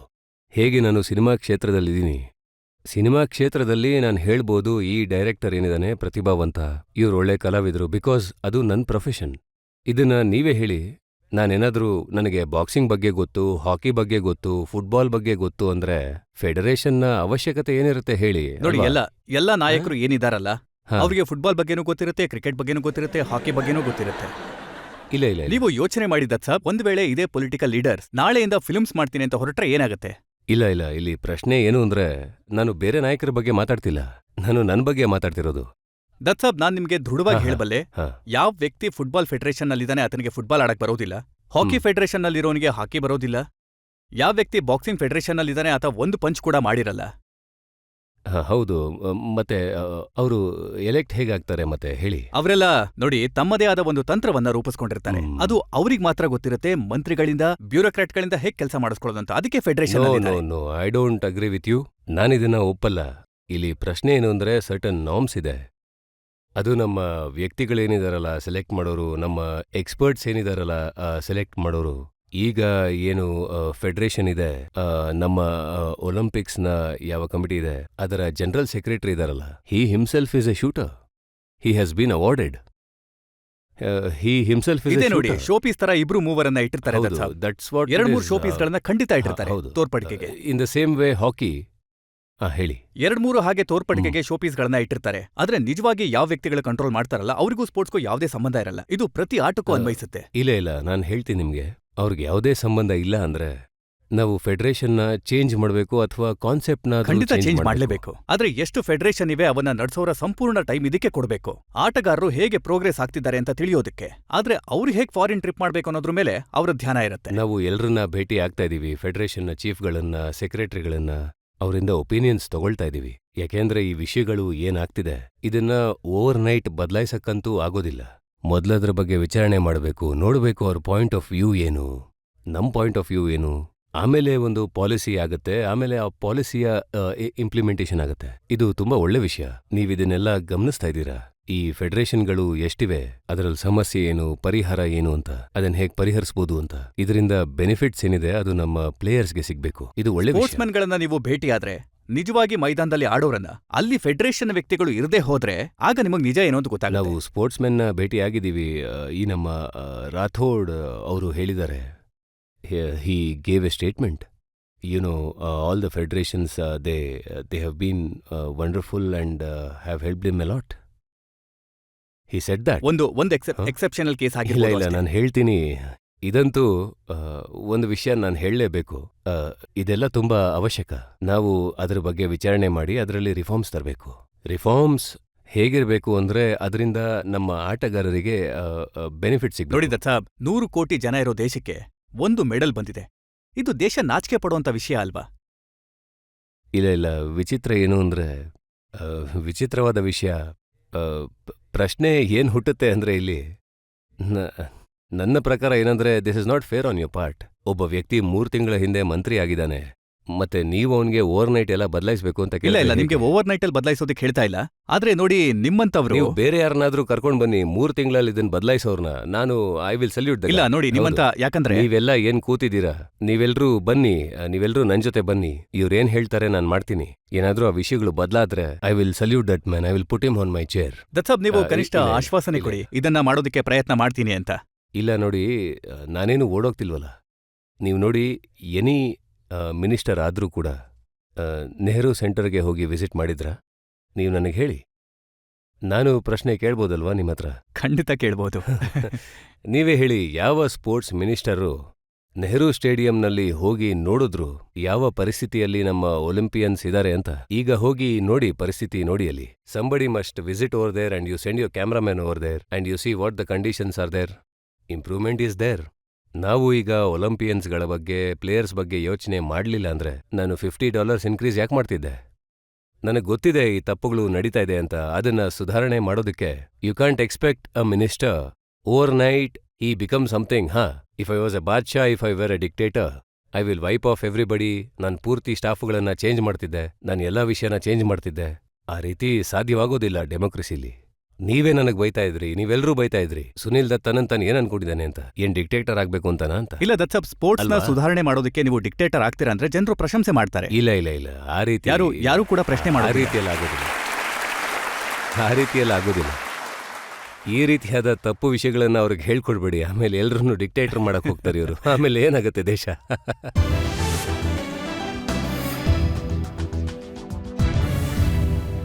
ಇದಾಗಿತ್ತು ಜನರ ಆರೋಪಗಳು, ಪ್ರಶ್ನೆಗಳು ಸ್ಪೋರ್ಟ್ಸ್ ಮಿನಿಸ್ಟರ್ ಮತ್ತು ಫಿಲ್ಮ್ ಸ್ಟಾರ್ ಸುನಿಲ್ ದತ್ ಅವರಿಗೆ. ಈಗ ಸಮಯ ಇಂದಿನ ವಿಚಾರಣೆಯ ತೀರ್ಪನ್ನ ಕೇಳೋದಕ್ಕೆ ಇವತ್ತಿನ ಜಡ್ಜ್ ವೈಸಿ ಹಾಲನ್ ಅವರಿಂದ. ಆರೋಪಗಳ ಸ್ಪಷ್ಟೀಕರಣ ಮತ್ತು ವಿಚಾರಣೆಗಳನ್ನು ಸೂಕ್ಷ್ಮವಾಗಿ ಗಮನಿಸಿದ ನಂತರ ನ್ಯಾಯಾಲಯ ಈ ನಿರ್ಣಯಕ್ಕೆ ಬಂದಿದೆ. ಸುನಿಲ್ ದತ್ ಅವ್ರ ಮೇಲೆ ಅಧಿಕೃತವಾಗಿ ಯಾವ ಚಾರ್ಜಸ್ಗಳು ಸಾಬೀತಾಗಿಲ್ಲ. ಏನಾದರೂ ನೀವು ನಿಮ್ಮನ್ನ ಪ್ರಮೋಟ್ ಮಾಡ್ಕೊಂಡಿದ್ದೀರಾ ಅಂದ್ರೆ ಇದು ಪ್ರತಿಯೊಬ್ಬರ ಹಕ್ಕಾಗಿದೆ. ಇದರಿಂದ ಯಾರಿಗೂ ನಷ್ಟವಾಗಿಲ್ಲದಿದ್ರೆ ಮಾತ್ರ. ಇದು ಕೂಡ ಪ್ರೂವ್ ಆಗ್ಲಿಲ್ಲ ಏನಂದ್ರೆ ಇವರು ಅಕ್ರಮವಾಗಿ ತಮ್ಮನ್ನ ತಾವು ಪ್ರಮೋಟ್ ಮಾಡ್ಕೊಂಡಿದ್ದಾರೆ ಅನ್ನೋದು. ರಾಜಕೀಯದಲ್ಲಿ ಮಿಸ್ಫಿಟ್ ಆಗಿರೋದು ಸದ್ಯಕ್ಕೆ ಸಂಪೂರ್ಣವಾಗಿ ಪ್ರೂವ್ ಆಗಿಲ್ಲ. ಏನಾದ್ರೂ ನೀವು ನಿಮ್ಮ ಕೆಲಸ ಹಾಗೂ ಹೆಸರಿನಿಂದ ಸಾಕಷ್ಟು ಪೊಲಿಟಿಕಲ್ ಸ್ಟ್ರಗಲ್ ಮಾಡಿ ಮಿನಿಸ್ಟರ್ ಆಗಿದ್ದೀರಾ ಅಂದ್ರೆ ಇದು ಮಿಸ್ಫಿಟ್ ಅಂತ ಆಗೋಲ್ಲ. ಮಗನನ್ನ ಕಾನೂನಿನ ಚೌಕಟ್ಟಲ್ಲಿ ಇಟ್ಕೊಂಡು ಪ್ರೊಟೆಕ್ಟ್ ಮಾಡ್ಕೊಳ್ಳೋದು ಪ್ರತಿ ತಂದೆಯ ಕರ್ತವ್ಯ. ಇದು ಕೂಡ ಪ್ರೂವ್ ಆಗಿರೋದಿಲ್ಲ ಏನಂದ್ರೆ ನೀವು ಅಕ್ರಮವಾಗಿ ಸಂಜಯ್ ದತ್ತನ್ನ ಬಚಾವ್ ಮಾಡೋದಕ್ಕೆ ಪ್ರಯತ್ನ ಪಟ್ಟಿದ್ದೀರಾ ಅನ್ನೋದು. ಅದಕ್ಕಾಗಿ ಈ ನ್ಯಾಯಾಲಯ ಸುನಿಲ್ ದತ್ ಅವರನ್ನ ಆರೋಪಗಳಿಂದ ಮುಕ್ತಗೊಳಿಸಿದೆ ಹಾಗೂ ಭರವಸೆ ಹೊಂದಿದೆ ಇವರು ಸ್ಪೋರ್ಟ್ಸ್ ಅನ್ನ ಪಾಲಿಟಿಕ್ಸ್ನಿಂದ ಬೇರ್ಪಡಿಸ್ತಾರೆ, ಮಾಡ್ತಾರೆ, ಮತ್ತೆ ಪ್ರೊ ಆಕ್ಟಿವ್ ಮಿನಿಸ್ಟರ್ನ ತರ ಕೆಲಸ ಮಾಡ್ತಾರೆ ಅಂತ. Thank you Jai Sab.